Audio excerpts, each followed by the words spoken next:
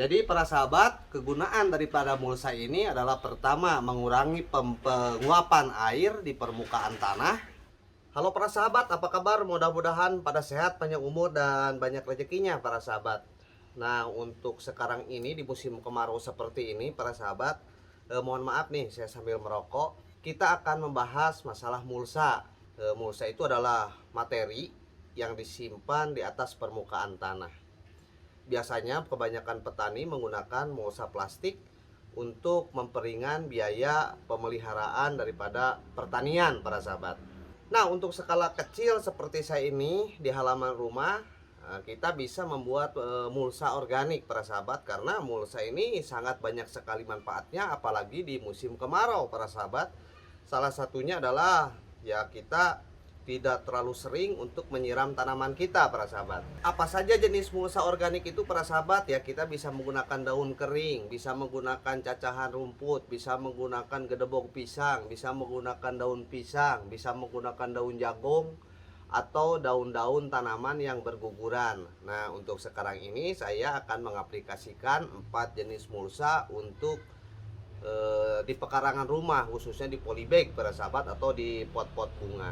Yang pertama adalah yang bisa dijadikan mulsa itu bekas baglok jamur para sahabat. Ini bagus untuk dijadikan mulsa. Terus kemudian adalah yang kedua ini gedebok pisang para sahabat, seperti ini nih. Gedebok pisang bisa juga dijadikan mulsa. Nanti kita aplikasikan dan kita lihat yang sudah lama gedebok pisang ini dibuat mulsa para sahabat. Kemudian yang ketiga adalah cacahan rumput atau gulma yang ada di halaman, sebaiknya kita manfaatkan. Ini juga bisa dijadikan mulsa juga. Kemudian ada dedaunan kering, yang saya gunakan adalah daun bambu, tapi daun tanaman lain juga bisa digunakan para sahabat nih. Nah, sekarang kita lihat dan kita aplikasikan para sahabat nih. Nah, ini euphorbia para sahabat. Untuk euphorbia ini saya menggunakan baglok jamur para sahabat. Nah, dapat dilihat bagian atasnya kering, tapi di bagian bawahnya ini tuh tetap lembab. Jadi kelembaban tanahnya cukup terjaga. Hanya karena ini sangat lembut para sahabat, jadi kadangkala ini gulma suka tumbuh juga para sahabat untuk penggunaan daripada baglok jamur ini para sahabat nih. Tapi tetap saya di bawahnya menggunakan pupuk daun kering para sahabat nih. Nah, ini kelemahannya tetap seperti ini, ada gulma karena ini teksturnya lembut seperti ini para sahabat. Tapi sangat menjaga daripada kelembaban tanah para sahabat. Ini untuk baglok jamur para sahabat. Nah, caranya para sahabat, kalau penggunaan baglok jamur ini cukup mudah para sahabat. Nah, tinggal seperti ini saja, disimpan untuk dihamparkan seperti ini untuk menutupi tanah. Nah, para sahabat, ini untuk pot bunga melati ini. Nah, ukurannya agak besar, tapi setiap bunga yang layu saya simpan di sini, tapi ini tidak tertutup dan juga ini terpapar cahaya matahari. Nah, untuk kelembabannya tuh para sahabat, nah ini tidak lembab karena saking panasnya. Juga ditumbuhi oleh gulma-gulma. Kita cabut dulu gulma-gulmanya. Nah, ini yang belum ini para sahabat dikasih mulsa organik. Hanya baru sebagian yang saya kasih mulsa organik. Nah, seperti ini. Kita tinggal pilih saja yang cocok untuk mulsa daripada pot ini, karena ketinggian tanahnya ini. Nah, 2 buku seperti ini. Kalau menurut saya cocoknya menggunakan cacahan rumput para sahabat, seperti ini saja ditebar. Nah, untuk menjaga kelembabannya, ini cacahan rumput para sahabat nih. Masih ada yang panjang-panjangnya. Nah, ini silakan saja ditebar sampai rata. Ini tuh sebelum ini nih para sahabat. Jadi setiap menyiram saya ke sini, jadi ada erosinya juga. Apalagi disimpan di luar, terkena cipratan air hujan, biasanya tanah akan loncat-loncat para sahabat, terkena tetesan. Ini cukup kering, ini juga tuh agak ngelegok seperti ini. Nah, ini bagus untuk menahan erosi. Apalagi menggunakan penyiraman menggunakan gayung. Nah, seperti ini para sahabat. Ini kalau musim kemarau sangat bermanfaat sekali para sahabat nih. Tanaman yang antara tanah dengan ujung pot yang dangkal, saya gunakan cacahan daripada rumput ini. Sekarang yang ini tuh, ini rumput, ini apa, bekas yang keringnya. Nah kalau yang kering seperti ini, agak ngangkang seperti ini, kita cabut-cabut dulu gulmanya para sahabat. Banyak sekali gulmanya tuh. Nah ini sampai kering ke bawah para sahabat tuh, karena tidak menggunakan mulsa. Nah kering.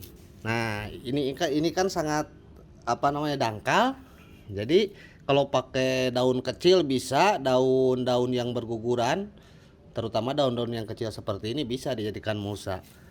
Tapi untuk daun bambu ukurannya tidak pas.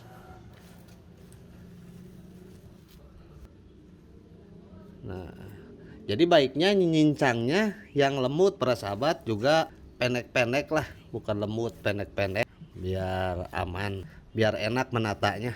Nah seperti ini untuk pot yang dangkal, seperti ini saja.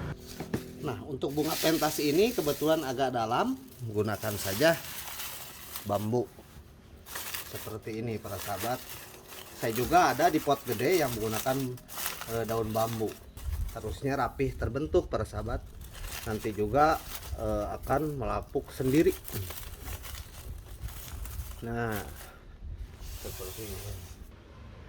Nah seperti ini para sahabat nih. Ini daun bambu semua, tidak ada gulma yang muncul, di bawah tetap lembab. Jadi kita bisa nyiram walaupun musim kemarau 2 hari sekali lah. Nah sekarang ini adalah pohon anggur Brasil para sahabat. Untuk anggur Brasil ini kita lihat, ini juga kering para sahabat karena terpapar cahaya matahari. Tuh ini karena jaraknya besar, potnya juga besar, kita bisa menggunakan rumput maupun cacahan daun pisang dan juga daun kering. Nah sekarang kita coba aja cacahan daun pisang para sahabat, cacahan batang pisang. Jadi untuk melindungi tanah, menjaga kelembaban tanah atau menjaga kelembaban permukaan tanah ini biar tidak kering karena terpapar cahaya matahari. Kalau potnya besar enak para sahabat nih. Kita lihat perbandingannya. Nah seperti ini saja para sahabat. Ini pasti aman, bagus. Nah ini sekarang ini nih kenikir. Tuh di potnya sudah banyak sekali gulma-gulmanya para sahabat. Tuh kenikir ini. Nah ini juga karena sangat terpapar sekali cahaya matahari. Nah, kita simpan gedebok pisang. Kenapa? Karena gedebok pisang menyimpan cukup banyak air. Kalau batang pisang ini harus tertutup rapat para sahabat. Tuh masih ada gulmanya, ini harus tertutup rapat. Ini mah bisa dengan cacahan rumput, pokoknya apa saja yang penting di tanah di permukaan terhalangi untuk mengurangi proses penguapan para sahabat. Jadi para sahabat, kegunaan daripada mulsa ini adalah pertama mengurangi penguapan air di permukaan tanah akibat panas yang terlalu terik, juga mencegah erosi daripada waktu kita menyiram menggunakan gayung, dan juga apabila musim hujan erosi tanah yang diakibatkan oleh tetesan air hujan. Kemudian memberikan makan untuk mikroorganisme yang berada di dalam polybag maupun yang berada di dalam pot. Jadi nutrisinya nanti tercukupi walaupun nantinya kering ini, seiring waktu kalau musim hujan dia akan membusuk. Nah sekarang kita lihat satu polybag yang sudah menggunakan gedebok pisang para sahabat. Nah ini sudah lama menggunakan gedebok pisang para sahabat, tuh kering seperti ini si gedeboknya, si batang pisangnya. Tapi di bawahnya dapat dilihat tuh para sahabat, jika dibuka, loh, tanah tetap basah. Jadi kita bisa irit untuk menyiram tanaman. Jadi bisa 3 hari sekali atau 2 hari sekali. Nah kalau sudah seperti ini sudah menyusut ke bawah, kita tinggal tambah lagi saja para sahabat. Nah